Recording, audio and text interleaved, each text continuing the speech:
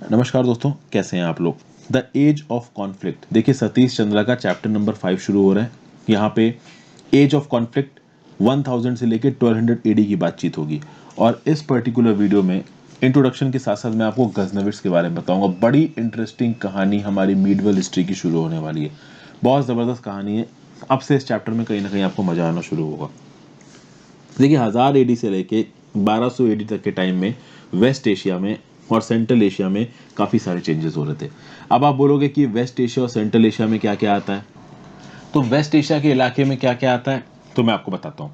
देखिए middle east का पूरा इलाका, एनातोलिया का प्लेट्यू जो टर्की वाला है, आप देखो तो टर्की एक ऐसा देश है जो को बोला जाता है कि यूरोप में भी है और कहीं ना कहीं वो एशिया में भी है। अभी यूरोप एशिया में तो पूरा का पूरा जो एनातोलिया वाला पार्ट है, आप देखो टर्की का एक बहुत छोटा सा पार्ट, वो भी इस्तांबुल, आधे से भी कम शहर आपका यूरोपियन साइड पे। बाकी तो पूरा एशियन साइड पे ही आपका टर्की। ठीक है, तो वेस्ट एशिया में जो पूरा एनातोलिया का रीजन हो गया, टर्की वाला रीजन हो गया, पूरा इराक, उसके नीचे का जो रीजन है आसपास का अरेबियन पेनिनसुला का, जैसे कि अरेबियन पेनिनसुला में आपका पूरा का पूरा सबसे बड़ी कंपनी सऊदी अरेबिया है, फिर यूएई है, यमन है, ओमान है। ठीक है, तो ये जो बीच की जो कंट्रीज है आपकी वेस्टर्न एशिया की, ये है।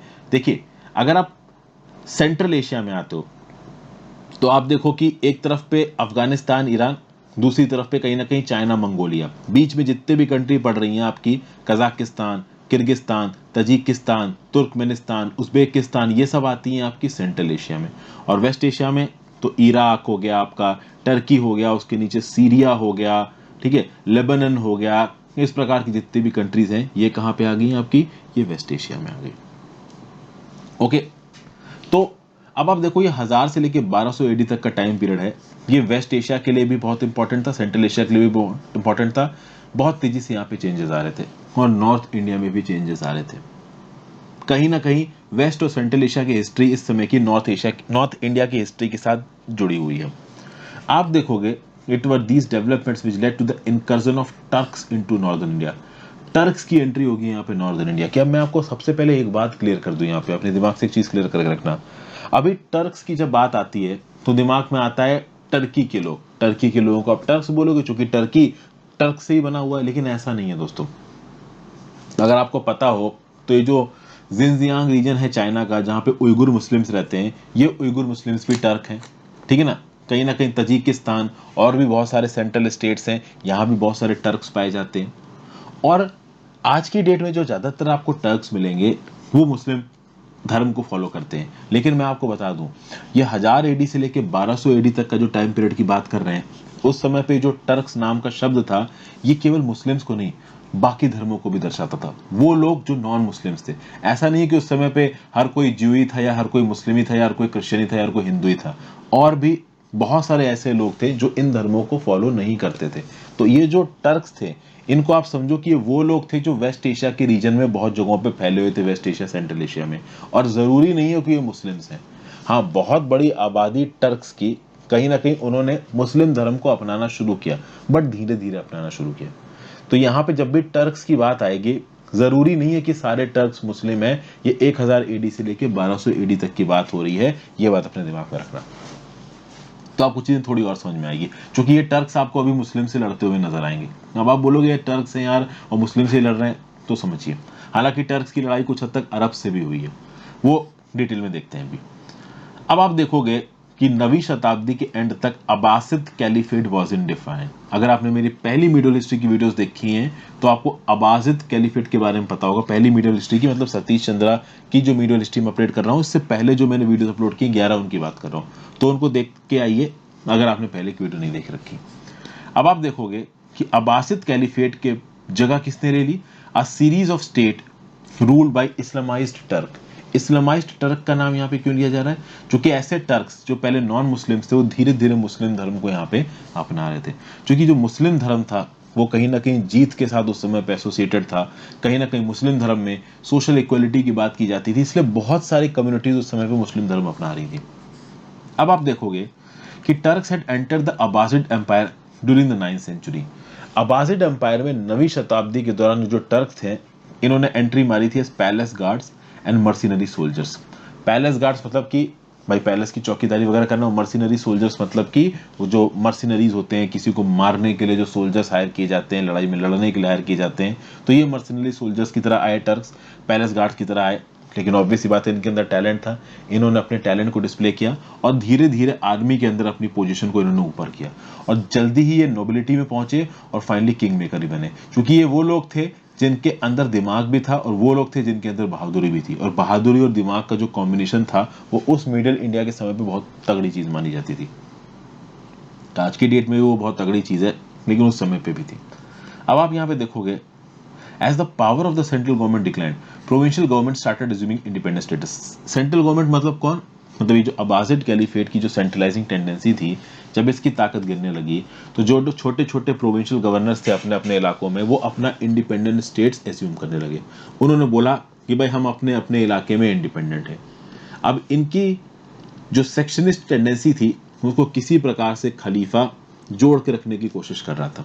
तो आप देखोगे कि कैलिफ ने इनमें से बहुत से लोगों को अमीर उल उमरा नाम का खिताब दिया। अमीर उल उमरा क्या है? कमांडर ऑफ कमांडर्स, ठीक है ना भाई। तो ये जो जनरल्स थे, खासकर इसमें से बहुत सारे तुर्किश जनरल्स थे, तुर्किश तो नहीं बोलना चाहिए, टर्क्स थे।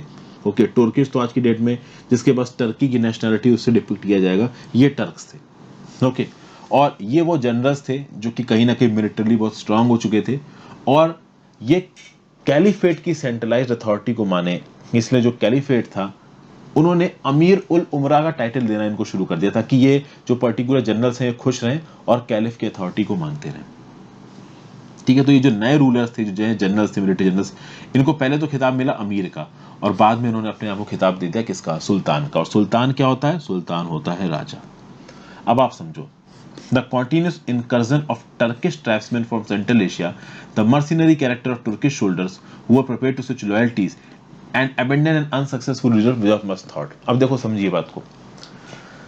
कैलिफ एक स्पिरिचुअल गुरु था, बहुत लंबे समय तक वो पॉलिटिकल गुरु था। उसके बाद सेंट्रलाइज जो रूल था ना अलग अलग जगहों पे, वहां पे बहुत सारे सुल्तान भी आ रहे थे, रूलर्स भी आ रहे थे, और उन रूलर्स के अंदर ये जो टर्क्स थे ये मिलिट्री जनरल की तरह काम कर रहे थे। बहुत सारे ऐसे टर्क्स थे जो मिलिट्री में सोल्जर्स की तरह काम कर रहे थे। और ये जो टर्क थे ना, ये इनका बहुत मर्सिनरी कैरेक्टर था। मर्सिनरी शब्द का अगर आप एग्जैक्ट मतलब देखोगे तो एक ऐसा सोल्जर जो कि पैसा कमाना चाहता है at the expense of ethics, मतलब उसके कोई एथिक्स नहीं है, उसका कोई दीन धर्म नहीं है, उसको वो पैसों के लिए जो उसको कमांड दोगे वो कर देगा। इसको कभी कभी एक ऐसे प्रोफेशनल सोल्जर की तरह भी देखा जाता था जो कि फॉरेन आर्मी में काम करते हैं, जिनकी खुद से कोई लगाव नहीं। जैसे कि फॉर एग्जांपल अभी कोई इंडियन पर्सन इंडियन आर्मी में काम कर रहा है तो कहीं ना कहीं उसके अंदर देशभक्ति की भावना होगी कि ये मेरा देश है, इसको बचाने के लिए मैं लड़ूंगा। और मान लो ये जो आप कह लो इंडियन आर्मी है वो बाहर के प्राइवेट सोल्जर्स को हायर करने लगे, तो वो प्राइवेट सोल्जर्स जो पैसों के लिए लड़ते हैं किसी की आर्मी में, तो इनको आप बोलोगे मर्सेनरीज। अब चूंकि जो तुर्किश ट्राइब्समैन थे ये मर्सेनरीज थे, इनकी राजा की तरफ कोई पर्सनल आप कह सकते हो बंदिश नहीं थी, राजा को ये पर्सनली अपना राजा नहीं बनाते थे, ये बस अपने पैसों के लिए काम कर रहे थे। तो ये तुरंत लॉयल्टी स्विच करते थे, जहां इनको फायदा मिलता था वो उसकी आर्मी में चले जाते थे। और कोई भी अनसक्सेसफुल रूलर है जो उनके मतलब का काम नहीं कर पा रहा है उसको तुरंत अबेंडन कर देंगे। और उस समय पे बहुत और भी चीजें थी, मुस्लिम सेक्ट्स के बीच की जो फाइट थी वो भी बढ़ रही थी, और अलग अलग जो रीजन्स थे उनमें अलग अलग पॉलिटिकल रूलर्स थे, और उनके भी बीच भी कभी ना कभी देखिए कोई ना कोई लड़ाई होती रहती थी। तो अंपायर्स बनते थे, गिरते थे, स्टेट्स बनते थे, गिरते थे, कोई रूलर आता था जाता था। तो एक बिल्कुल ही केओस की सिचुएशन बनी हुई थी जहां पे बहुत स्ट्रांग पॉलिटिकल लीडरशिप की जरूरत थी। एक बोल्ड वॉरियर, एक ऐसे लीडर की जरूरत थी जो हिम्मती तो हो ही वारफेयर में, एट द सेम टाइम वो पॉलिटिक्स भी कर सके, क्योंकि बिना पॉलिटिक्स के तो रात में सोते सोते ही आपकी गर्दन कलम हो जाएगी। समझ गए? फिर the Turkish tribesman brought with them the habit of ruthless plunder. एक इनकी बड़ी प्रॉब्लम थी, इनको प्लंडर में बढ़ाना जाता था। अभी प्लंडर का मतलब क्या होता है? अभी उस समय की सोसाइटी में प्लंडर का मतलब बड़ा खतरनाक होता है। आज के समय में उसको आप जानवर से कम नहीं कहोगे। तो प्लंडर के समय पे जो भी इलाका जीता वहां पे लोगों के घरे में घुस गए, उनकी सारी चीजें लूट ली, उनकी औरतों को नहीं छोड़ा, ठीक है ना, उनके बच्चों को काट दिया, जिसको मन आया मार दिया, जिसको मन आया गुलाम बना लिया, जिसका मन आया पैसा छीन लिया। इसको बोला था प्लंडर, और बड़ा मजा आता था इनको प्लंडर करने में। अगर आपने गेम ऑफ थ्रोन्स देखा तो गेम ऑफ थ्रोन्स में वो जो खाल की आर्मी थी, खाल ड्रोगो की जो आर्मी थी, बाद में डेनेरिस टॉर्मबॉर्न जो खलीसी थी उसकी जो आर्मी बनी थी, खाल ये जो घुड़सवार सैनिक थे, ये क्या थे? ये ट्राइबल सैनिक थे, एक प्रकार के नोमैड सैनिक थे, कहीं पे भी जा रहे हैं, कहीं पे भी लड़ रहे हैं। तो ये जो तुर्किश ट्राइब्समैन थे, ये कुछ ऐसे ही थे, घोड़े पे बैठते थे, मस्त दौड़ते हुए जाते थे, जहां जीत गए वहां पे तगड़े से प्लंडर करेंगे। उनको उस प्लंडर में ही मजा आ रहा है। कहीं जीते तो जीतने में उन्होंने काफी मेहनत की, खून बहाया, मेहनत की, तो अभी मेहनत का फल कैसे करेंगे? तो वहां के लोगों को लूट के करेंगे। तो जाएंगे, लूटेंगे, जो बनाएगा करेंगे, दारू पियेंगे, सो जाएंगे। इसमें इनको बड़ा मजा आता था। अब इन टर्किश ट्राइब्समैन का लड़ने का तरीका क्या था? तो ये रैपिड एडवांस करते थे, एकदम से अटैक करते, तो एकदम से अटैक करके हराने के बाद एकदम से रिट्रीट भी कर जाते थे। इनकी रेड्स बिल्कुल लाइटनिंग होती थी। जब ये कहीं पर रेड डालते थे, ठीक है ना, एकदम से आते थे, किसी को संभलने का मौका नहीं मिलता था। और खास बात ये थी कि ये सब अपने एक्सीलेंट क्वालिटी ऑफ हॉर्सेस की वजह से कर पाते थे। इनके हॉर्स बहुत अच्छी क्वालिटी के थे। और खास बात ये थी कि ये टर्क्स खुद से भी बहुत ज्यादा स्ट्रांग थे। इनकी बॉडी बहुत स्ट्रांग थी। एक एक दिन में ये 100 200 किलोमीटर घोड़े पे दौड़ जाना, ये इनके लिए बहुत आम बात थी। आपको लगता है कि आज की डेट में 100 किलोमीटर कोई घोड़े पे दौड़ पाएगा? अरे 100 किलोमीटर क्या, 1 किलोमीटर में पीठ में लचक आ जाएगी। और ये 100 200 किलोमीटर एक दिन में घोड़े पे दौड़ जाते थे। तो इनकी बॉडी स्ट्रक्चर भी कुछ उस प्रकार का था। गजब की ताकत थी। आज की डेट के अंदर तो गंदी हवा और गंदे खाने ने सारी ताकत बर्बाद कर दी है। लेकिन हम ये 1000 एडी से 1200 एडी की बात कर रहे हैं। फिर यहाँ पे अगर आप इंडिया में देखो, तो इंडिया में इस समय पे लगभग, जिस समय पे ये 1000 से 1200 एडी के टाइम पीरियड में जो गुर्जर प्रतिहार अंपायर था, वो कहीं ना कहीं ब्रेकअप हो चुका था। और नॉर्थ इंडिया में एक फेज आया था पॉलिटिकल अनसर्टेनिटी का। नॉर्थ इंडिया की जो उस समय की पावर्स थी, वो काफी हद तक आपस में बहुत हद तक लड़ चुकी थी, एक दूसरे को नुकसान पहुंचा चुकी थी। एक अलग ही डोमिनेशन का फेज चल रहा था वहां पे। बहुत सारे लोग लड़ लड़ के परेशान हो चुके थे। अब इस रिस्पेक्ट में जब ये टर्किश स्टेट्स एक्सपेंशन करेंगे और नॉर्थ ईस्ट नॉर्थ वेस्ट के रास्ते से इंडिया के अंदर घुसने की कोशिश करेंगे, तो जो हमारा नॉर्थ वेस्टर्न बॉर्डर है इंडिया का वेस्ट एशिया के साथ, वो कहीं ना कहीं गार्डेड नहीं था। आपको यहाँ पे समझना पड़ेगा कि उस समय पे जो इंडिया था, उसको आप इंडियन सब कॉन्टिनेंट समझो। मतलब आज के प्रेजेंट डे का जो पाकिस्तान है, और कुछ हद तक का पाकिस्तान और अफगानिस्तान का जो बॉर्डर का इलाका है, कहीं ना कहीं वो सारे जो इलाके थे ना, उसमें बहुत हद तक मुस्लिम आबादी भी रहती थी, उसमें बहुत हद तक हिंदू आबादी भी रहती थी, उसमें बुद्धिस्ट आबादी भी रहती थी। मतलब कि कहीं ना कहीं अगर आप उस समय के इंडिया को देखो, तो उस समय के इंडिया में पाकिस्तान को आप इंक्लूड करके चलो, ठीक है। हालांकि उस समय में कोई इंडिया नहीं था, अलग अलग राज्य रजवाड़े थे। और वो राज्य रजवाड़े भी इतनी तेजी से आपस में लड़ते थे कि कभी भी बदल जाते थे, कभी भी मिल जाते थे। तो अब आप यहाँ पे कहोगे कि जो काबुल था, कांदाहार था, फिर इसके बगल में एक इलाका था साउथ में जिसका नाम था जबुल, या फिर जमींदार, ये सब अल हिंद के पार्ट माने जाते थे। मतलब उस समय के इंडिया के पार्ट माने जाते थे till the end of 9th century. एक सेकंड के लिए अगर आप इस समय के नक्शे को देखो, तो आपको गुर्जर प्रतिहार डायनेस्टी यहाँ नजर आएगी। ये लगभग 1000 एडी का नक्शा है। हालांकि 1000 एडी से लेकर 1200 एडी तक के बीच में काफी यहाँ पे चेंजेस हुए हैं। यहाँ पे आपको शाही डायनेस्टी नजर आ रही है। शाही डायनेस्टी के बारे में इस वीडियो में हम लोग बहुत बात करने वाले हैं। प्रतिहार डायनेस्टी आपको यहाँ पे नजर आ रही, इधर आपको गजनवी अम्बायर नजर आ रहा है, इधर बुइड डायनेस्टी। अब्बासिड कैलिफेट कहीं ना कहीं खत्म होने की कगार पे ऑलमोस्ट आ चुका था। अब आप यहाँ पे देखोगे कि इस पर्टिकुलर इलाके में, यानी कि पाकिस्तान अफगानिस्तान वाले इलाकों में बहुत सारी बुद्धिस्ट और हिंदू श्राइन्स थी, क्योंकि इन इलाकों में यहाँ पे काफी बुद्धिस्ट पॉपुलेशंस और हिंदू पॉपुलेशन रहती थी। आज की डेट में इन इलाकों में कोई बुद्धिस्ट और हिंदू पॉपुलेशन नहीं मिलेगी, उनको रहने ही नहीं देंगे, मार देंगे माइनॉरिटी के नाम पे। लेकिन उस समय पे 1000 से 1200 एडी में बुद्धिस्ट और हिंदू श्राइन्स काफी मिलती थी इस इलाकों में। और ये जो बमियान केव्स है अफगानिस्तान की, जो कि लगभग 53.5 मीटर की केव है, जिसको बाद में तालिबानियों ने उड़ा दिया, यहाँ पे पास में जो केव्स है उसमें हजारों की तादाद में मॉन्क्स भी रहा करते थे। फिर ये जो ऑक्सस नदी वाला जो इलाका था, इस ऑक्सस नदी को अमू दरिया भी बोलते हो आप। ये अमू दरिया सेंट्रल एशिया की और अफगानिस्तान की एक मेजर रिवर है। पामीर माउंटेन्स में शुरू होती है नॉर्थ ऑफ हिंदू कुश, ठीक है। अभी ये अमू दरिया और ऑक्सस के बारे में हम लोग बहुत डिटेल में बात नहीं करेंगे। बस आपको ये समझना है कि जो एरिया था रिवर ऑक्सस तक का, इसमें बहुत सारी डायनेस्टीज का राज था। और कहा जाता है कि ये जो बहुत सारी डायनेस्टीज, इसमें कुछ डायनेस्टीज कनिष्क के साथ भी एसोसिएटेड थी। और आपको पता है कि कनिष्क इंडियन सब कॉन्टिनेंट में रूल करता था, खासकर कश्मीर और उसके आसपास का जो इलाका था, वो एक समय पे इंडिया के अंदर कनिष्क के कंट्रोल के अंदर था। तो इस पर्टिकुलर इलाकों में, ये जो अफगानिस्तान वाला इलाका है और ऑक्सस के आसपास का जो इलाका है, वहां पे बहुत सारी लोकल ट्राइब्स, जिसमें हून भी थे, टर्क्स भी थे, ईरानियंस भी थे और इंडियंस भी थे। इंडियंस में भाती राजपूत करके यहाँ पे कमिटी रहती थी। ये कहीं ना कहीं इस पर्टिकुलर इलाके में रहते थे।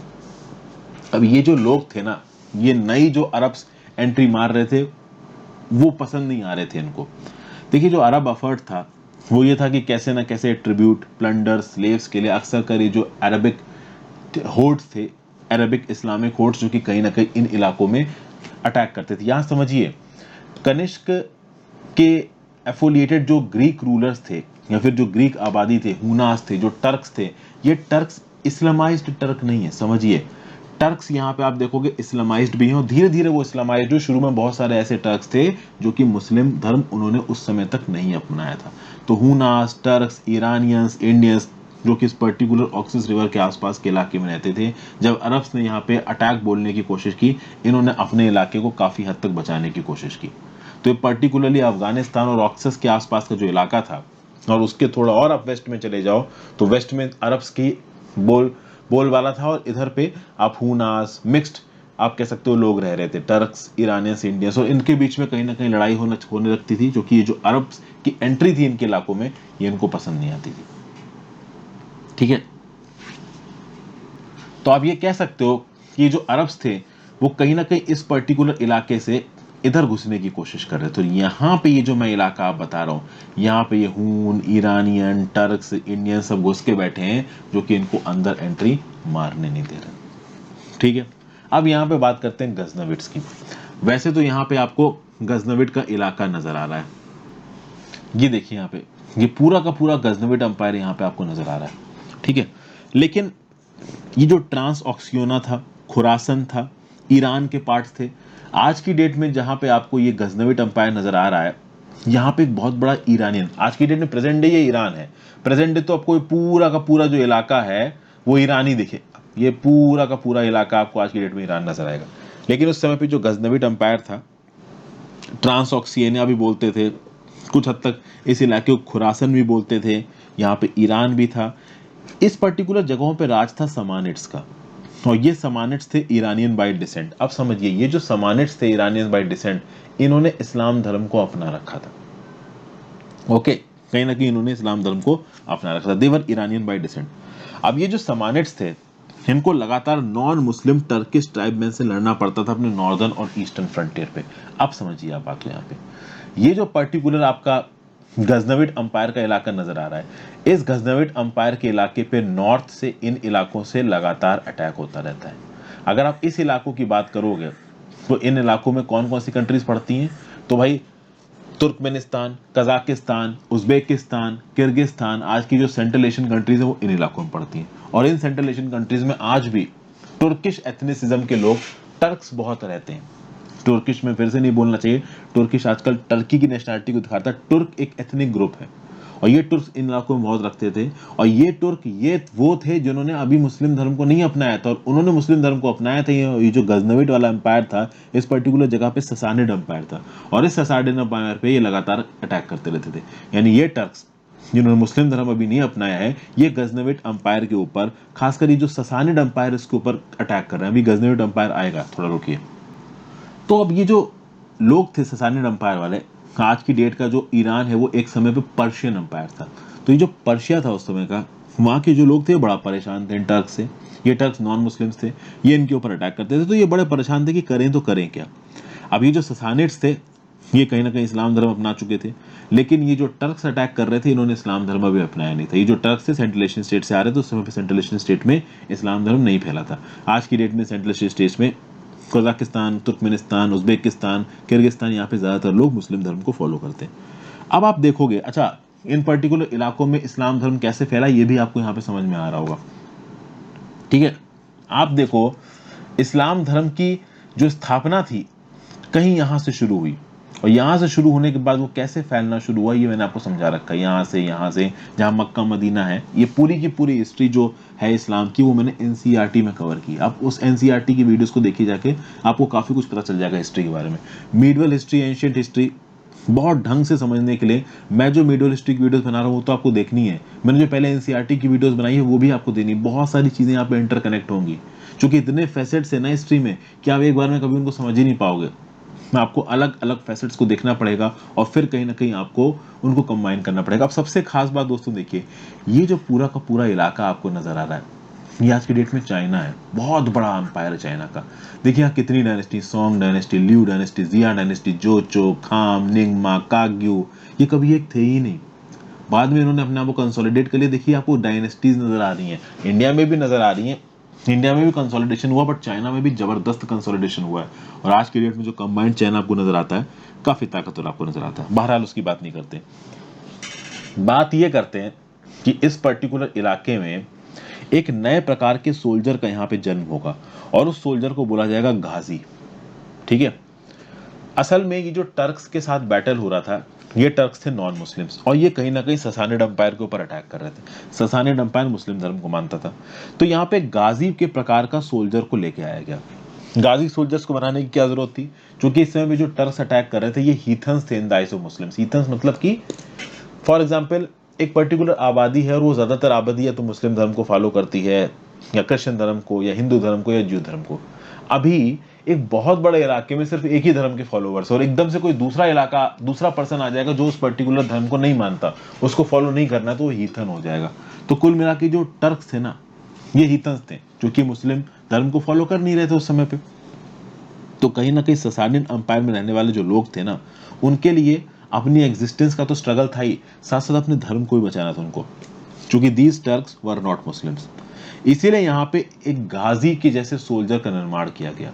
और ये जो गाजी सोल्जर था, ये फाइटर भी था, ये मिशनरी भी था। उसको लड़ के कहीं ना कहीं इन टर्क्स को पीछे भी भेजना है, और एट द सेम टाइम अपने धर्म को भी बचाना है। तो धर्म और लड़ाई एक साथ यहाँ पे जोड़ दी गई। और ये जो गाजी सोल्जर था, बहुत सारे केसेस में एक लूज ऑक्सिलरी था रेगुलर आर्मीज की। ससानिड एम्पायर की अपनी खुद की भी आर्मी थी, और ये लोग ऑक्सिलरी बेसिस पे, टेम्पररी बेसिस पे कुछ बाहर से भी सोल्जर्स हायर करते थे, और ये सोल्जर्स थे गाजी। गाजी की बात की जाए तो काफी काबिल सोल्जर्स थे, काफी ताकतवर सोल्जर्स थे। और उनकी खास बात ये थी कि कहीं ना कहीं ये अपने कॉज के लिए थोड़ा बहुत मुश्किल से रह लेंगे, लेकिन at the same time in Ghazi soldiers के लिए फायदेमंद क्या था कि जब भी ये किसी टेरिटरी को जीतेंगे, वहां पे प्लंडर करेंगे, और प्लंडर से लूटा हुआ माल इनका होगा। मतलब इन गाजी सोल्जर्स को कोई तनख्वाह नहीं मिल रही स्टेट की तरफ से, बट ये अटैक करने के बाद कहीं कुछ जीत जाएंगे, तो उस जगह पे जो प्लंडर करेंगे, वो प्लंडर इनका होगा। समझ गए? तो अब आपको यहाँ पे देखोगे कि जो टर्क्स अटैक कर रहे थे, और ये जो ससानिड्स और गाजी मिलके उस अटैक को डिफेंड कर रहे थे, इसमें दो पॉपुलेशंस का इंटरेक्शन होगा। और धीरे धीरे आप देखोगे कि सेंट्रल एशियन से जो टर्क्स आ रहे थे इस इलाके में अटैक होने करने के लिए, वो धीरे धीरे कहीं ना कहीं इस्लाम धर्म से इन्फ्लुएंस हो रहे थे, और उसमें से बहुत सारे लोगों ने इस्लाम धर्म को अपनाया। बहुत सारे टर्क्स यहाँ पे मुस्लिम्स बने, समझ गए? लेकिन एकदम से नहीं बने, बहुत लंबे समय तक ये सेंट्रल एशिया से आने वाले जो नॉन मुस्लिम टर्क्स हैं, उनकी लड़ाई चलती रही ससानिद एम्पायर के दौरान। ये टर्क्स आते थे, लड़ते थे, आसपास के इलाकों में सेटल हो जाते थे, धीरे धीरे वो अपने आप को मुस्लिम धर्म में कन्वर्ट कर लेते थे, ओवरऑल कल्चरल होमोजेनिटी लाने के लिए और अपनी ताकत को बढ़ाने के लिए, क्योंकि कहीं ना कहीं इस्लामाइज होने से इस पर्टिकुलर इलाके में थोड़ी बहुत ताकत भी बढ़ती थी। और ये जो इस्लामाइज्ड टर्किश ट्राइब्स बनी, ये ग्रेटेस्ट डिफेंडर भी बनी इस्लाम की, और क्रूसेडर्स भी बनी। क्या मतलब है कहने का? मतलब ये जो इस्लामाइज्ड ट्राइब थी, जब ये इस्लाम धर्म इन्होंने फॉलो कर लिया, तो कहीं ना कहीं इन्होंने इस्लाम धर्म के अंदर आने वाले जो इलाके थे, जो मुस्लिम मेजोरिटी के इलाके थे, उनको बचाया फॉरेन अटैक से। और एट द सेम टाइम ये जो टर्किश ट्राइब्स थी, जब ये इस्लाम धर्म फॉलो नहीं कर रही थी, तब कहीं ना कहीं वो इलाका जो इस्लाम धर्म के टर्क्स के कंट्रोल के अंदर था, उसके ऊपर अटैक भी कर रही थी। तो यही इस्लामाइज्ड ट्राइब, जब वो इस्लाम धर्म फॉलो नहीं कर रही थी, तो वो मुस्लिम धर्म वाले इलाकों के ऊपर अटैक कर रही थी, और जब उन्होंने मुस्लिम धर्म अपना लिया, तो उन्हीं इलाकों को उन्होंने डिफेंड किया। लेकिन at the same point of time ये जो इस्लामाइज्ड ट्राइब्स थी टर्क्स वाली, इनको प्लंडर बहुत पसंद था। तो भले ही इस्लाम को फॉलो कर रही थी, लेकिन इनको प्लंडर में बहुत मजा आता था, लूट पाट में इनको बहुत मजा आता था। लूट पाट ये किसी भी हाल में छोड़ने के लिए तैयार नहीं थे। अभी इन्हीं समानिड गवर्नर में से एक टर्किश स्लेव निकलेगा, जिसका नाम था अलप्तगीन। ये पूरी की पूरी जो थ्योरी है इस पर्टिकुलर स्लाइड की, मैं आपको समझा चुका हूं। तो यहाँ पे समानिड गवर्नर्स में से एक तुर्किश स्लेव निकलेगा, जिसका नाम है अलप्तगीन। और अलप्तगीन ने अपना एक इंडिपेंडेंट किंगडम बनाया, जिसकी कैपिटल थी गजनी में। फिर आप देखोगे समानिड किंगडम खत्म होगा, और यहाँ पे जो गजनविड्स थे, अभी गजनविड्स मतलब कि इस गजनी सोल्जर से इस पूरे इलाके का नाम ही गजनी पड़ गया, और इस गजनी में रहने वाले लोगों को क्या बोले जाने लगा? गजनविड्स। अभी ऑब्वियस ही बात है, सेंट्रल अथॉरिटी भले ही इस गजनी वाले इलाके में खत्म हो गई हो, लेकिन ये जो गजनविड्स थे, और ये गजनविड्स पूरे के पूरे गजनविड अंपायर में फैले हुए थे, ये इलाका जो आपको यहाँ पे फोटो में नजर आ रहा है। तो ये जो गजनविड्स थे, ओके, इन्होंने सोचा कि अब ये हमारी रिस्पॉन्सिबिलिटी बनती है कि हम अपने इस्लामिक लैंड्स को बचाएं इन सेंट्रल एशियन ट्राइब्समैन से। अब यहाँ पे एक पर्टिकुलर पर्सन की एंट्री होगी महमूद की, जिसको बहुत फेमसली बोला था महमूद ऑफ गजनी। एकदम से इसकी एंट्री नहीं होगी, इसकी एंट्री काफ़ी ज़बरदस्त है। इसके पिताजी भी थे सुबुक्तगीन, उनके बारे में भी यहाँ पे बात होगी। इसने थ्रोन को असेंड किया 998 एडी में, और 998 एडी से लेके 1030 एडी तक इसने राज किया। 32 साल का खतरनाक राज, और ज़बरदस्त इसने इंडिया के ऊपर अटैक किया। आपको मैं बता दूं कि महमूद को हीरो ऑफ इस्लाम बोला जाता है मीडिवल मुस्लिम हिस्टोरियंस के द्वारा। क्यों? क्योंकि इसने ये जो इस्लाम कंट्रोल्ड इलाके थे इनको बचाया था central Asian Turkish tribal invaders. तो मैं आपको बता दूं, ये जो central Asian Turkish tribal invaders थे, जिनको आप बोलते हो टर्क्स, बेसिकली ये नॉन मुस्लिम्स थे, जैसा कि मैंने आपको थोड़ी देर पहले बताया। तो भाई वो इलाके जो इस्लाम के कंट्रोल के अंदर थे, उनको नॉन मुस्लिम से बचाना, तो कहीं ना कहीं हीरो ऑफ इस्लाम बन जाओगे। और ये जो गाजी स्पिरिट थी वो कहीं ना कहीं महमूद के रेन के दौरान बढ़ी। गाजी स्पिरिट क्या है? गाजी स्पिरिट मतलब कि जील से लड़ना अपने लैंड के लिए, और सिर्फ अपनी एग्जिस्टेंस के लिए नहीं लड़ना, अपने धर्म को बचाने के लिए भी लड़ना है। तो ये जो गाजी वाली स्पिरिट थी वो कहीं ना कहीं महमूद के राज के दौरान काफी बढ़ी। एट द सेम टाइम मैं आपको बता दूं, महमूद का जो राज था ना, that is also known as the renaissance of Iranian spirit. समझिए दोस्तों, यहाँ पे इस्लाम धर्म को आप केवल अरब कल्चर से मत जोड़िएगा। इस्लाम धर्म आपका ईरानियन कल्चर से बहुत हद तक जुड़ा हुआ है। भले ही अरब के इलाके में इस इस्लाम धर्म की स्थापना हुई, बहुत तेजी से ये अरब के इलाके में फैला, लेकिन जब ये पर्शियन इलाके में पहुंचा तो वहां पे भी ये बहुत तेजी से फैला है। ठीक है, और जब वो वहां पे फैला, ओके, आप देखो कि समानिड के समय पे, ओके, ये जो समानिड गवर्नर्स थे ये भी तो आपके ईरानियंस ही थे, पर्शियंस ही थे। और उसके बाद जब महमूद आया, इसने भी कहीं ना कहीं इस्लाम धर्म के साथ साथ ईरानियन कल्चर को ही यहाँ पे प्रमोट किया, ईरानियन स्पिरिट को ही यहाँ पे प्रमोट किया। आपको समझना पड़ेगा, ये धीरे धीरे हुआ है प्रोसेस। मैंने आपको बताया था कि जब प्रॉफिट साहब ने सऊदी अरेबिया में मक्का मदीना के पास इस्लाम धर्म की स्थापना करी, वहां पे स्थापना करने के बाद धीरे धीरे उस इलाके से इस्लाम धर्म फैलना शुरू हुआ। जब वो फैलना शुरू हुआ तो उस समय पे दो बहुत बड़ी डायनेस्टीज थी, एक ईरानियन डायनेस्टी थी और एक कहीं ना कहीं बाइजेंटीन एम्पायर उस समय पे एग्जिस्टेंस था। और उस समय पे जो ईरानियन डायनेस्टी थी उसमें ज़ोरोस्ट्रियनिज्म था।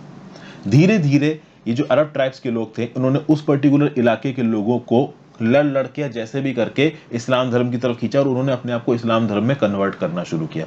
और धीरे धीरे उस इस्लाम वाले, उस ईरान वाले इलाके में भी कहीं ना कहीं जो प्रेजेंट डे ईरान है, उस समय पे उसको पर्शिया बोलते थे, तो प्रेजेंट डे ईरान वाले इलाकों में भी ज़ोरोस्ट्रियन धर्म की बजाय क्या आने लगा, वहां पे इस्लाम धर्म आने लगा। तो ये जो समानिड एम्पायर था बाद में इस्लाम धर्म का ही था।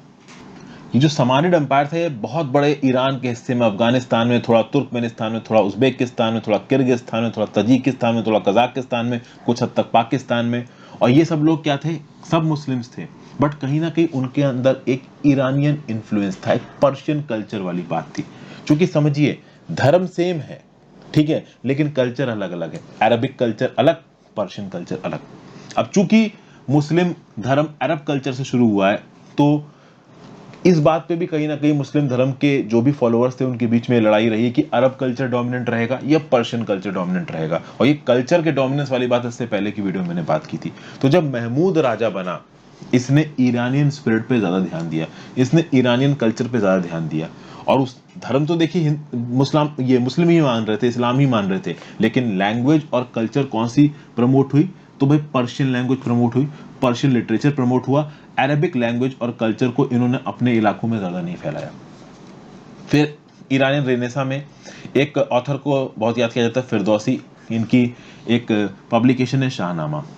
ये जो फिरदौसी था, he was the poet laureate of the court of Mahmud, मतलब महमूद ऑफ गजनी के कोर्ट में बैठता था। ऑब्वियसली बात, उस समय के जो राजा महाराजा थे उनके कोर्ट में उनके दिग्गज जो पोएट वगैरह थे या जो गिफ्टेड स्कॉलर वगैरह थे वो लोग बैठा करते थे। और आप देखोगे कि ईरान और तुरान की लड़ाई को मिथिकल टाइम्स के साथ यहां पे जोड़ा गया है। समझिए बात को। आप बोलोगे तुरान क्या चीज है? तो देखिए, तुरान एक ऐसा इलाका था जिसमें थोड़ा बहुत उज्बेकिस्तान, थोड़ा बहुत कजाकिस्तान, थोड़ा बहुत पार्ट ऑफ अफगानिस्तान और पाकिस्तान। ऑब्वियसली बात है, जो तुरान का इलाका था और ये जो ईरान का इलाका था ये अलग था, ठीक है। तो ये जो तुरान और ईरान की जो लड़ाई थी, कहीं ना कहीं इसमें आप कह सकते हो कि तुरान में वही इलाका था जहां से ये टर्क्स आके अटैक कर रहे थे, कहीं ना कहीं आपका प्रेजेंट डे ईरान के ऊपर, जो उसकी उस समय पे गजनविद कहला रहा था। तो अब आप समझो यहाँ पे कि इस पर्टिकुलर लड़ाई में फिरदौसी ने ईरानियन कल्चर को और ईरानियन हीरोज को बहुत इंपॉर्टेंस दी। सब मुस्लिम्स हैं यहाँ पे, बट किसके कल्चर को ज्यादा इंपॉर्टेंस दी जा रही है? अरबिक कल्चर को नहीं, पर्शियन कल्चर को ज्यादा इंपॉर्टेंस दी जा रही है, क्योंकि पर्शिया के इलाके के आसपास ही ये एक्टिविटी मैं आपको बता रहा हूँ। इसके पैरेलल एक्टिविटी जो अरबिक इलाकों में हो रही है वो मैंने पहले ही आपको कवर कर ली है। अरब वाला इलाका मतलब जो प्रेजेंट डे में अरेबियन पेनिनसुला है, तो आपका सऊदी अरेबिया, यमन, ओमान और उसके थोड़ा बहुत आगे वाला इलाका। और जब आप ईरान में एंट्री मार जाते हो तो पर्शियन जो कल्चर है वो ज्यादा इन्फ्लुएंस हो जाता है। तब आप यहाँ पे देखोगे कि कहीं ना कहीं महमूद और गजनी के समय पे ईरानी पैट्रियटिज्म, पर्शियन भाषा का प्रयोग, पर्शियन कल्चर का प्रयोग, पर्शियन लैंग्वेज बन गई और कल्चर कहीं ना कहीं गजनविड एम्पायर का आपका एंशिएंट ईरानियन कल्चर ही था। और महमूद ने तो अपने आप को बोल दिया decent from the legendary Iranian king Afrasiab. ठीक है, तो ये जो टर्क्स थे, धीरे धीरे आप देखोगे कि जो नॉन मुस्लिम टर्क्स अटैक कर रहे थे वो पहले तो अपने आप को कन्वर्ट करेंगे मुस्लिम धर्म में, और मुस्लिम धर्म में कन्वर्ट होके वो केवल इस्लाम फेथ में नहीं आएंगे, कहीं ना कहीं वो पर्शियनाइज्ड भी हो जाएंगे, मतलब उनका जो कल्चर है वो पर्शियन कल्चर हो जाएगा। ठीक है, और ये वही कल्चर है कि जब ये लोग इंडिया पे अटैक करते हुए इंडिया में एंट्री मारेंगे तो वो पर्शियन कल्चर को अपने साथ इंडिया में लेके घुसेंगे। और आज की डेट में इंडिया में जो भी पर्शियन कल्चर का इन्फ्लुएंस दिखता है वो कहीं ना कहीं इन्हीं इन्वेडर्स के साथ आया। फिर आप देखोगे कि जो महमूद ऑफ गजनी था इसने बहुत इंपॉर्टेंट रोल प्ले किया है। उस समय पे जो इलाके थे आपके इस्लामिक स्टेट के अंदर, इस्लामिक रूल के अंदर, उनको टर्किश इन्वेडर से बचाने का। लेकिन अगर आप इंडियन में बात करोगे, देखिए ईरान के अंदर कहीं ना कहीं महमूद ऑफ गजनी को हीरो माना जाता है, कुछ हद तक अफगानिस्तान के अंदर महमूद ऑफ गजनी को हीरो माना जाता है। वहां पे उसको कल्चरल रेनेसा का एक वो माना जाता है, मतलब प्रवक्ता, कि भाई वो कहीं ना कहीं उस इलाके के कल्चर को आगे बढ़ाने की कोशिश कर रहा था, उस पर्टिकुलर इलाके के डेवलपमेंट में कहीं ना कहीं काम किया महमूद ने। लेकिन महमूद को इंडिया में कैसे याद किया जाता है? महमूद ऑफ गजनी को उसको एक प्लंडरर की तरह याद किया जाता है, उसको एक temple of destroyer of temples की तरह याद किया जाता है। इंडिया में हम गजनी को क्यों याद करते हैं? गजनी ने कितनी बार इंडिया के ऊपर अटैक किया, कितने टेम्पल्स को तोड़ा, तो हम लोग इसलिए उसको याद करते हैं, क्योंकि जो हमारी यादें जुड़ी हुई है उसके साथ वो काफी गंदी है। लेकिन at the same point of time अगर आप अफगानिस्तान और ईरान के इलाके में जाके महमूद के बारे में पढ़ोगे तो महमूद को काफी अच्छे टर्म्स में याद किया जाता है। रीजन भी कि उसने उस पर्टिकुलर इलाके के डेवलपमेंट के लिए कुछ कुछ चीजें कर रखी हैं। ठीक है, महमूद ने इंडिया पे 17 बार अटैक किया ऐसा बोला गया, और जो उसकी इनिशियल रेड्स थी वो हिंदू शाही रीलर्स के अगेंस्ट थी। ये हिंदू शाही रीलर्स के पास पेशावर और पंजाब के आसपास का इलाका था। एक बार यहाँ पे आप आ जाओ मैप पे आपको एक चीज नजर आई, यहाँ पे आपको दिख रहा है शाही रूलर्स, ये देखिए, ये एक्चुअली हिंदू शाही रीलर से पेशावर और पंजाब के आसपास का इलाका इनके कंट्रोल के अंदर था। और जस्ट बगल में गजनविड एम्पायर दिख रहा है। अभी गजनविड एम्पायर और हिंदू शाही राज की बाउंड्रीज लग रही हैं, अभी बाउंड्री लग रही है तो लड़ाई देखिए होगी ही होगी। मीडियल हिस्ट्री का टाइम है, एक दूसरे के ऊपर अटैक करना, लड़ना, कुत्ते बिल्लों की तरह से एक दूसरे की चीजें छीन लेना, ये उस समय के रूलर्स के खून में था। जो ज्यादा ताकतवर होता था वो जीत जाता था। तो शुरू में जब ये रेड्स होने शुरू हुई तो हिंदू शाही रूलर्स के अगेंस्ट ये रेड होनी शुरू हुई। हिंदू शाही रूलर्स की उस समय पे कैपिटल क्या थी? पेशावर थी। पेशावर पंजाब में वो थे, उनकी कैपिटल बेसिकली उडभंदा थी, जिसको वह हिंद, प्रेजेंट डे पेशावर आप बोलते हैं। आज की डेट में प्रेजेंट डे पेशावर पाकिस्तान में जाना हम लोग के लिए है नहीं, लेकिन पेशावर, कराची, लाहौर, ये जो पाकिस्तान के हिस्से हैं, they are very much associated with ancient history and medieval history. Afghanistan के जो बड़े बड़े शहर हैं, कांदाहार हो गया आपका, ये काबुल हो गया, ये भी बड़े अच्छे, लेकिन वहां तो भूल ही जाओ भाई, तालिबान ने गजब ही मचा रखा है, एक बार चले गए तो वापस भी आओगे पता नहीं। तो फिर आप ये देखोगे कि जब गजनविट्स की यहाँ पे अटैक होना शुरू हुआ तो हिंदू शाही रूलर्स थोड़ा घबरा गए और थोड़ा सचेत भी थे। इन हिंदू शाही रूलर्स को बहुत अच्छी तरीके से पता था महमूद ऑफ गजनी का नेचर, उसके बाप सुबुक्तगीन का नेचर। तो इनको ये पता था कि भाई ये एग्रेसिव एक्सपेशनिस्ट स्टेट है गजनविट का, ये हमारे ऊपर अटैक करेगा। उस समय जो हिंदू शाही रूलर था जयपाल, आप देखोगे कि एक एफिशिएंट रूलर था, ये कोई बेकार रूलर नहीं था, ये एफिशिएंट रूलर था। और कहीं ना कहीं इसने एक यहाँ पे अलायंस बनाया, इसको समझ में आया कि भाई अकेले लड़ना काफी मुश्किल होगा इन गजनविट्स के साथ। तो जो सम्मानित गवर्नर था गजनी का, जिसकी पहले बनती नहीं थी इन गजनविट्स के साथ, उसके साथ उसने एक अलायंस बनाया। फिर मुल्तान के आसपास के इलाके का जो भाटी रूलर था और जो अमीर था मुल्तान का, उसके साथ उसने कहीं ना कहीं यहाँ पे एक अलायंस बनाया। ये जो अमीर था ना मुल्तान का, ये भी एक मुस्लिम था, बट कहीं ना कहीं वो जयपाल का साथ दे रहा था। तो इस कॉलिशन को बना के कहीं ना कहीं लड़ाई की इसने किसके साथ? गजनविट्स की आर्मी के साथ। और ये यहाँ पे हार गया, जयपाल हार गया। ओके, ये जो हिंदूशाही डायनेस्टी थी 991 एडी में बहुत बुरी तरीके से हारी, और उस समय पे रूलर कौन था? सुबुक्तगीन। और सुबुक्तगीन या सबुक्तगीन का ही बेटा था ये महमूद ऑफ गजनी, कंफ्यूज मत होइएगा। सबुक्तगीन बाप था, महमूद ऑफ गजनी उसका बेटा था। अब 990 से लेके जब 991 एडी में लड़ाई हुई, तो भाई कहीं ना कहीं ये जो जयपाल था, ये जयपाल हार गया, और पूरा का पूरा काबुल और जलालाबाद का इलाका किसके कंट्रोल के अंदर चला गया? गजनी कंट्रोल के अंदर। मैं आपको पहले बता दूं कि इससे पहले भी प्री एम्प्टिव स्ट्राइक करने के चक्कर में कहीं ना कहीं सरप्राइज से ये सबकतुगीन को हराने के चक्कर में भी हिंदूशाही रूलर ने कॉलिशन बना के कहीं ना कहीं अटैक किया, बट वो हरा नहीं पाया, और उस समय पे ये जो काबुल और जलालाबाद के इलाके थे इनको काफी डैमेज पहुंचा था, और बाद में तो काबुल और जलालाबाद के इलाके इन हिंदूशाही रूलर्स के हाथ से निकल गए और किसके हाथ में चले गए? गजनविद के हाथ में चले गए। सबुक्तगीन के बाद असल में गद्दी पर कब बैठा? ये आप कह सकते हो कि महमूद। तो महमूद बैठा 998 एडी में गद्दी पर, 1030 में तक वो राज करेगा, 32 साल तक, और उसने फिर इस हिंदूशाही रूलर्स के अगेंस्ट अपने अटैक को चालू किया। अब आप देखोगे कि जो शाही रूलर था जयपाल, इसने भी कहीं ना कहीं हार नहीं मानी थी। पहले काफी बार ये हार चुका था, इसको थोड़ी मुंह की खानी पड़ी थी, बट इसके अंदर अभी भी उम्मीद थी कि भाई हरा तो मैं दूंगा। तो क्या किया इस जयपाल ने कुछ हद तक कुछ इलाकों को अपने कंट्रोल में लाया। लोहावर, लाहौर का जो इलाका था उसको अपने कंट्रोल में लाया, और ये जो शाही रूल था वो पंजाब से लेके पाकिस्तान तक चल रहा था। कहीं ना कहीं बैटल तय था, बाउंड्रीज टच हो रही थी गजनविद की किसके साथ? जयपाल के हिंदूशाही डायनेस्टी के इलाके के साथ। एक बैटल हुआ पेशावर में 1000 एडी में, 1001 एडी में, और इस 1001 एडी वाले बैटल में जयपाल देखिए बहुत बुरी तरीके से हार गया। और ये जो महमूद था वो शाही कैपिटल में पहुंचा पेशावर में, उसने पेशावर को पूरा तहस नहस कर दिया, बर्बाद कर दिया। यहाँ पे गजनविद को पीछे भेजने के लिए पीस करना था। अभी जो हारा है वो कुछ ना कुछ खोएगा, तो यहाँ पे जयपाल ने क्या बोला कि इंडस के वेस्ट की जो टेरिटरी है वो तुम्हारी, मतलब गजनविद ने इंडस के वेस्ट की पूरी टेरिटरी के ऊपर यहाँ पे कब्जा कर लिया। अब इसके बाद आप देखोगे कि इस पर्टिकुलर इवेंट के बाद जयपाल की मृत्यु होगी, और जयपाल की मृत्यु किस तरीके से होगी इस बात पे देखिए काफी सारे डाउट्स हैं, बहुत सारे अलग अलग अकाउंट्स हैं।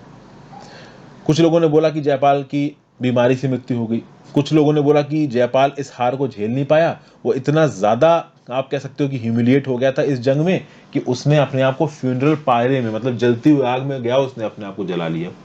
हालांकि बहुत सारे एक्सपर्ट्स का यह भी बोलना है कि भाई गजनविद की आर्यन आर्मी ने जयपाल को कैप्चर कर लिया था और बाद में जयपाल को छोड़ दिया। हालांकि कैप्चर करके जयपाल को छोड़ देने वाली जो स्टोरी है वो थोड़ी रियलिस्टिक नहीं लगती, लेकिन फिर भी जयपाल की मृत्यु के बाद भी जो हिंदूशाही राज था ये पूरी तरीके से हारा नहीं था। अभी भी हिंदूशाही राज ने के अंदर काफी काबिलियत थी महमूद के एफर्ट्स को रेजिस्ट करने की। और आपको पता है कि जयपाल के बाद गद्दी पर कौन बैठा था? उसका बेटा बैठा था आनंदपाल।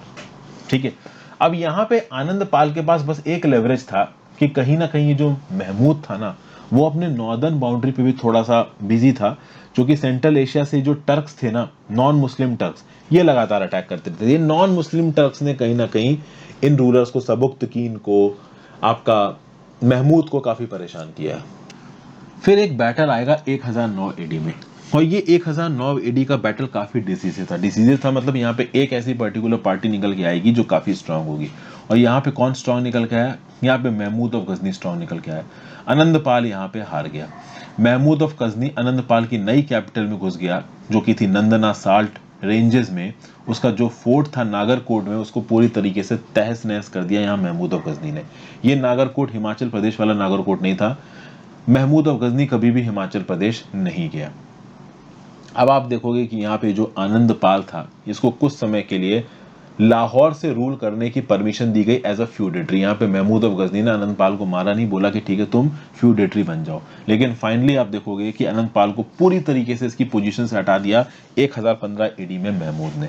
मतलब कि ये जो पूरी की पूरी हिंदूशाही डायनेस्टी थी जिसने बहुत लंबे समय तक बहुत तगड़ी टक्कर दी यहाँ पे गजनविद को, ये फाइनली यहाँ पे हार गई। अब जो गजनविद की टेरिटरी थी वो झेलम नदी तक पहुंच गई थी, और ये जो मुस्लिम किंगडम था ना मुल्तान का, ये भी यहाँ हार गया था। अब आप सोचोगे कि भाई जो गजनविद अंपायर था ये तो मुस्लिम अंपायर था, और ये जो हिंदू शाही राज था ये हिंदू राज था, तो ये मुल्तान का मुस्लिम राजा क्यों सपोर्ट दे रहा था हमारे जयपाल को और आनंदपाल को?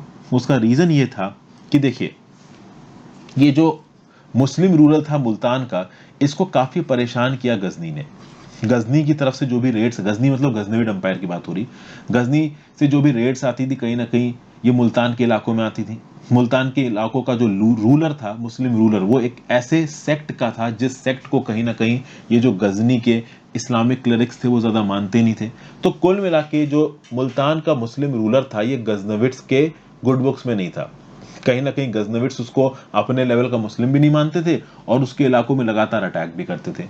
तो ये जो मुल्तान का मुस्लिम राजा था उसको ये पता था कि भाई गजनविड से तो देखो बन नहीं पाएगी, तो एक ही ऑप्शन बचता है, वो बचता है हिंदू शाही डायनेस्टी का जयपाल और आनंदपाल। तो उसने जयपाल और आनंदपाल को सपोर्ट किया, दोनों हार गए और फाइनली ये मुस्लिम रूल मुल्तान के इनको भी यहाँ पे डिपोज कर दिया गया। एक अटैक आप देखोगे कि महमूद ने कश्मीर में भी करने की कोशिश की 1015 एडी में, लेकिन कहीं ना कहीं वेदर कंडीशंस की तरफ वजह से वो अटैक यहाँ पे सक्सेसफुल नहीं हुआ। बहुत लंबे समय तक आप देखोगे कि हिंदू शाही डायनेस्टी ने गजनविड एम्पायर को बहुत तगड़ा रेजिस्टेंस यहाँ पे दिया। अब आप यहाँ पे समझोगे कि जो हिंदू शाही डायनेस्टी थी अपने अकेले दम पे लड़ रही थी, इसको पीछे से ज्यादा कुछ सपोर्ट था नहीं। बहुत सारे हिस्टोरियंस ने, खासकर एक बहुत बड़ा हिस्टोरियन है फरिश्ता, 17th सेंचुरी का हिस्टोरियन है फरिश्ता। फरिश्ता ने बोला कि भाई जयपाल की और आनंदपाल की मदद करने के लिए दिल्ली, अजमेर और कन्नौज के राजपूत रूलर्स आके लड़ाई की, तब भी गजनविड ने हरा दिया। जबकि ये बात रियलिटी नहीं है, रियलिटी ये है कि कोई भी ज्यादा राजपूत रूलर यहाँ पे मदद करने नहीं आए थे हिंदू शाही डायनेस्टी की। हिंदू शाही डायनेस्टी यहाँ पे अकेले ही लड़ रही थी। उस समय पे अजमेर उतना ताकतवर बना नहीं था, दिल्ली जो कि उस समय पे ढिलिका पुराता था, वो एक बहुत छोटा सा स्टेट था, और जो कन्नौज था, जो गुर्जर प्रतिहारास थे कन्नौज की, ये भी ज्यादा स्ट्रांग उस समय पे थे नहीं। तो वर्चुअली और लिटरली यहाँ पे जो हिंदू शाही डायनेस्टी थी वो अकेले ही लड़ रहे थे। ठीक है, अब आप जब देखोगे कि जो हिंदू शाही डायनेस्टी पूरी तरीके से डिपोज हो जाएगी 1015 एडी में, तो थोड़ा और इंडिया के अंदर घुसने की कोशिश करेगा महमूद। और अगले 6 सालों तक महमूद और गजनी ने बहुत जबरदस्त एक्सपीडिशन प्लान की इंडो गंगेटिक प्लेन में। इसका एक ही टारगेट था, उसको वहां पे अपना कोई राज स्थापित नहीं करना था, उसको बस लूट मचानी थी। तो रिच टेम्पल्स, टाउन्स जहाँ पे बहुत सारी वेल्थ बहुत जनरेशन से इकट्ठी हो रही थी, बस जैसे तैसे करके उस वेल्थ के ऊपर कब्जा कर लो। ये जो प्लंडरिंग थी ना वेल्थ की, देखिए पैसा बहुत काम का होता है। जब आप सोना चांदी पैसा खरीद लेते हो तो उस पैसे से बहुत कुछ कर सकते हो। फॉर एग्जाम्पल, उस पैसे से आप अपने सोल्जर्स को सैलरी दे सकते हो, उस पैसे से आप अपने सोल्जर्स को और अपनी आवाम को खरीद के अनाज वगैरह दे सकते हो, उस पैसे से आप खुद भी कहीं ना कहीं ऐश कर सकते हो, उस पैसे से आप आसपास के किसी राज्य के राजा को थोड़ा बहुत पैसा देके उसको अपना फ्यूडेटरी बना सकते हो। तो पैसे की बहुत सी चीजें थी और वॉर में पैसा खत्म होता था। और जैसा कि मैंने बताया कि नॉन मुस्लिम सेंट्रल ट्राइब्स कहीं ना कहीं इसके ऊपर अटैक कर रही थी, महमूद ऑफ गजनी के ऊपर, तो उनसे लड़ने के लिए भी कहीं ना कहीं पैसों की जरूरत थी। और आप देखोगे कि महमूद ऑफ गजनी ने इंडिया पे जो लगातार अटैक किए, इसका इंडिया पे कोई परमानेंट अटैक नहीं आया, बट इंडिया से वो बहुत सारी दौलत लेके वापस गया, बहुत सारे स्लेव्स, दौलत, औरतें, वो उठा के अपने साथ वापस लेके चला गया।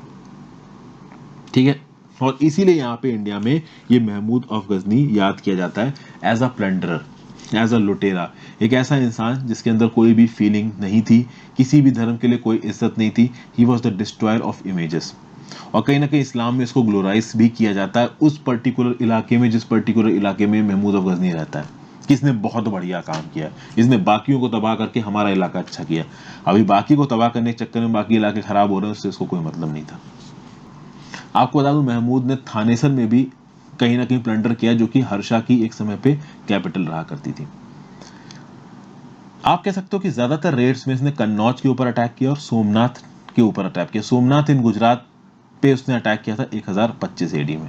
ठीक है, जब उसने कन्नौज पे अटैक किया तो मथुरा कन्नौज दोनों जगहों को लूटा, और उसके बाद उसने बुंदेलखंड में कलिंजार नाम का जो इलाका था वहां पे इसने अटैक किया, वहां से बहुत सब चीजें उसने लूटी। और ये सब लूट पाट वो क्यों मचा पा रहा था? क्योंकि इस समय पे नॉर्थ इंडिया में कोई भी ऐसा स्ट्रांग अंपायर नहीं था जो कि इस महमूद ऑफ गजनी की मार्च को रोक सके। लेकिन एक खास बात थी, भले ही वो यहाँ पे आया, भले ही उसने इन स्टेट्स को हरा दिया और इनको लूटा, और लूट के वो वापस चला गया, उसका कोई इरादा नहीं था यहाँ पे अपने अंपायर को जमा के बैठने का। अगर वो चाहता तो एनेक्स भी कर सकता था, बट उसको लगा कि इतने अंपायर को कौन ही चला पाएगा, ये हमारा इलाका भी नहीं है, तो सामान लो, पैसा लो और निकलो यहाँ से। तो वो आया, उसने सामान लिया, पैसा लेके निकल गया। सामान मतलब हीरे जवाहरात, मोती, सोना, ये सब चीजें। टेम्पल से सोना उखाड़ उखाड़ के ले गया वो हजारों किलो। फिर आप देखोगे कि 1020 से लेकर 1025 एडी तक बहुत लंबे समय तक Mahmud of Ghazni Central Asia के जो होर्ड्स थे, नॉन मुस्लिम जो टर्क्स थे, इनके साथ लड़ने लगा। फिर 1025 एडी में इसने प्लान बनाया कि सोमनाथ पे अटैक करेंगे, और फाइनली उसने 1025 एडी में सोमनाथ पे अटैक किया भी। ये जो सोमनाथ के आसपास का इलाका था, इसमें एक बहुत रिच पोर्ट भी था, सोमनाथ टेम्पल में बहुत दौलत थी, ये बात सबको पता ही है। आप देखोगे कि यहाँ पे जब सोमनाथ पे इसने अटैक प्लान किया 1025 एडी में, तो इसने प्रॉपर प्लानिंग की कि कैसे यहाँ पे हम लोग अटैक करेंगे, और प्लानिंग के बाद इसने एकदम से अटैक किया। इनकी खासियत थी ना कि एकदम से आते थे। वो जो टर्क ट्राइब्समैन थे जो कि इतनी तेज घोड़ा चलाते थे, ये वाली बात कहीं ना कहीं इन ये जो आपके गजनविट्स थी इनमें भी आ गई थी। तो एकदम से अटैक करते, तो एकदम से उन्होंने अटैक किया। राजपूत यहाँ पे समझ नहीं पाए, और वहां पे राजपूत ज्यादा लिखित थे भी नहीं, वो इतने स्ट्रांग नहीं थे उस समय पे। राजपूत अंपायर उस समय पे इतना कंसोलिडेट नहीं हुआ था। और फाइनली ये 30,000 की अपनी कैवलरी लेके पहुंचे, सोमनाथ को इन्होंने तबाह कर दिया। सोमनाथ का जो कमांडर था वो भाग गया। सोमनाथ के जो सिटीजन्स थे उन्होंने जरूर डिफेंड किया, उनका टेम्पल की बर्बादी थी, उनके खुद के एग्जिस्टेंस का सवाल था, बट उन्होंने डिफेंड किया। बट एक आर्मी को आप कैसे हराओगे? आर्मी तो प्रॉपर लड़ाई के पर्सपेक्टिव से आ रही है ना, पूरी तरीके से तैयार होकर आ रही है, और सिटीजन तो आम आदमी है, वो कैसे लड़ेगा आर्मी से? तो कुछ हद तक यहाँ पे सिटीजन्स ने रेजिस्टेंस दिखाया, बट वो पूरी तरीके से रेजिस्टेंस नहीं दिखा पाए। भगवान शिव के लिंग को तोड़ दिया इसने, महमूद ने वहां पे, और बहुत सारे जो उसके पार्ट्स थे वो उठा के गजनी वापस लेके गया। साथ साथ सोने के भी बहुत सारे पार्ट्स उसने वापस लेके गया। वापसी में उसने राजपूत ने रोकने की कोशिश की, लेकिन राजपूत घुसते वक्त नहीं रोक पाए, तो लौटते वक्त रोकना मुश्किल था, क्योंकि यहाँ राजपूत बहुत कम थे नंबर में, वो ऑर्गेनाइज भी नहीं थे, कोऑर्डिनेटेड भी नहीं थे, और साथ साथ जो जाट्स थे, जाट्स ने इनको रोकने की कोशिश की। समझ गए? खासकर ये जो आप कह सकते हो कि सिंध इलाके के जाट थे, ये रीग्रुप हुए, और रीग्रुप होके इन्होंने इसको रोकने की कोशिश की। बहुत सारे जाट्स ने यहाँ पे गजनी के सोल्जर्स को भी मारा, बहुत सारे जाट्स की भी यहाँ पे डेथ हुई, बट ओवरऑल गजनी को रोक पाना ये बहुत मुश्किल काम था उस समय पे। ठीक है, अब आप यहाँ पे देखोगे कि हम लोग भले ही महमूद को इंडिया में एक रेडर और प्लंडरर देखें, लेकिन जब आप चले जाओगे इस गजनविट अंबायर वाले इलाके में, प्रेजेंट डे ईरान वगैरह में, वहां पे गजनी को काफी माना जाता है। अफगानिस्तान, वहां पे गजनी को काफी माना जाता है। ये जो पंजाब और मुल्तान के इलाके पे अटैक करके इन पर्टिकुलर इलाके के रूलर्स को हराया ना, इस गजनी नाम के रूलर ने, महमूद ऑफ गजनी ने, कहीं ना कहीं इससे नॉर्थ इंडिया की जो हालत थी ना वो खराब हो गई। पहले इंडिया में जो रूलर्स थे उनको लगता था कि जो नॉर्थ वेस्ट के बड़े बड़े माउंटेन्स हैं, हिंदू कुश रेंजेस हैं, इनमें से घुस के कोई पार करके इंडिया के अंदर एंट्री मार नहीं सकता। लेकिन यहाँ पे महमूद और गजनी ने इस बात को प्रूव कर दिया था कि भाई ये घुस के कहीं ना कहीं हमारे ऊपर अटैक कर सकते हैं। आप देखोगे कि महमूद और गजनी के बाद 150 साल तक इंडिया में बहुत लंबे समय तक इस पर्टिकुलर रास्ते से अटैक नहीं हुआ। तो वो पर्टिकुलर अटैक क्यों नहीं हुआ? वो पर्टिकुलर अटैक इसलिए नहीं हुआ क्योंकि देखिए, एक सेल्जुक नाम का अंपायर यहाँ पे उठ के आ रहा था, और ये जो सेल्जुक नाम का अंपायर था, इसमें सीरिया, ईरान और ट्रॉक्स ऑक्सियाना का बहुत सारा इलाका आता था। अभी इस सेल्जुक नाम के अंपायर की लड़ाई शुरू होगी गजनविट्स के साथ for the control of Khurasan region. पहले सेल्जुक वाला जो चैलेंज था ना, वो महमूद के सामने था ना सबुक्तगीन के सामने था, लेकिन अब एकदम से जब ये सेल्जुक अंपायर उठा सीरिया, ईरान और ट्रांस ऑक्सियाना में, तब गजनविट्स को कहीं ना कहीं खुरासन के कंट्रोल के लिए सेल्जुक अंपायर से लड़ना पड़ा। आप देखोगे कि सेल्जुक अंपायर ने ये जो महमूद और गजनी का सन था ना मसूद, इसको बुरी तरीके से हरा दिया, और मसूद भाग के जाके लाहौर में छुप गया। अब आप देखोगे कि जो गजनविड अंपायर था वो धीरे धीरे कम होने लगेगा, और इसके आसपास के जो अंपायर थे वो थोड़े थोड़े ताकतवर होने लगेंगे। उसके बाद जब गजनविड अंपायर को लगा कि यार ये वेस्ट में हम सेल्जुक को नहीं हरा पा रहे हैं, तो एक काम करते हैं, जैसे पहले हमारा जो लीडर था महमूद जाके इंडिया को लूट के पैसे लेके आएगा, हम भी जाके इंडिया को लूट के पैसे लेके आते हैं। तो उसके बाद भी इन्होंने कुछ प्लंडरिंग रेड्स किए, लेकिन अब आप देखोगे कि कहीं ना कहीं नॉर्थ इंडिया में जो अंपायर थे वो भी थोड़े थोड़े ताकतवर हो रहे थे। गजनविड के समय पे खासकर सबुक्तगीन, और सबुक्तगीन के समय पे तो इतने इंडिया में अटैक शुरू नहीं हुए थे। महमूद और गजनी के समय पे 17 अटैक हुए इंडिया में, और महमूद और गजनी ने जितना नुकसान कर पाया वो इसलिए नुकसान कर पाया क्योंकि कहीं ना कहीं इंडिया के डिफेंसेस स्ट्रांग नहीं थे।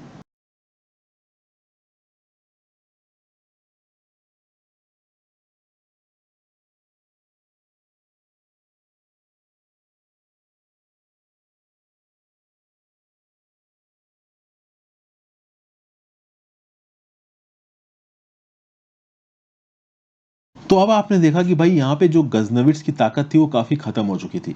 अब वो इंडिया को कोई भी सीरियस मिलिट्री डेंजर पोज नहीं कर रहे थे। और एक और रीजन था कि जब तक ये महमूद ऑफ गजनी खत्म हुआ और महमूद ऑफ गजनी के बाद जो भी गजनविट रूलर्स थे उन्होंने कोशिश भी की सेल्जुक अंपायर से हारने के बाद कि चलो थोड़ा बहुत इंडिया में एंट्री मारते हैं, थोड़ा बहुत इंडिया को हराने की कोशिश करते हैं, वो ज्यादा एंट्री इंडिया के अंदर मार नहीं पाए। क्योंकि अब आप देखोगे कि इंडिया के अंदर भी नॉर्थ इंडिया में बहुत सारे राज्य रजवाड़े खड़े होंगे, बहुत सारे स्ट्रॉन्ग राजपूत किंगडम्स यहाँ पे खड़े हो जाएंगे जो कि बहुत इफेक्टिव आप कह सकते हो रेजिस्टेंस देंगे। तो ये था पूरा का पूरा एनालिसिस दोस्तों। अगली वीडियो में हम लोग राजपूत स्टेट से कहीं ना कहीं शुरू करेंगे। आई होप आपको चीज़ें समझ में आई हो। काफ़ी डिटेल में मैंने आपको चीज़ें समझाने की कोशिश की हैं। थोड़ा सा आप कह सकते हो कि चीज़ें थोड़ी सी ट्रिकी हैं यहाँ पे, बट फिर भी इंटरेस्टिंग लग रहा होगा। ये कहानी ही असल में बहुत सारी इंटरेस्टिंग है। तो ज़्यादा से ज़्यादा लोगों के साथ इस वीडियो को शेयर करिएगा दोस्तों। एक्चुअली में अब इतनी लंबी वीडियोस हो रही हैं, घंटे घंटे भर की, 50-50 मिनट की, और आगे आने वाले समय में भी होंगी। तो जितना ज़्यादा आप लोगों तक इन वीडियोस को पहुंचाओगे उतना अच्छा रहेगा। मैं एक चीज़ बड़ी आश्चर्यचकित देखता हूँ कि बहुत सारे लोग बोलते हैं सर और वीडियो डालो और वीडियो डालो, जब वीडियो डालो तो उतने देखते नहीं। हालांकि लॉन्ग टर्म में व्यूज़ बढ़ते हैं, बट फिर भी आप जो लोग भी देख रहे हो कम से कम एक बार उसको शेयर जरूर करो। Thank you for watching friends, have a great day. Video को लाइक कर दीजिए, चैनल को शेयर और सब्सक्राइब कर लीजिए। अच्छा लगे तो आप ज्वाइन बटन दबा के हेल्प कर सकते हैं। मेरे प्लेलिस्ट सेक्शन में जाकर देख सकते हैं कि मैंने कौन कौन से टॉपिक्स पे वीडियो बनाई है। इंस्टाग्राम पे फॉलो करके आप अपने मैसेजेस भेज सकते हैं। अच्छा लगा तो मैं उनके जवाब दूंगा। Good bye.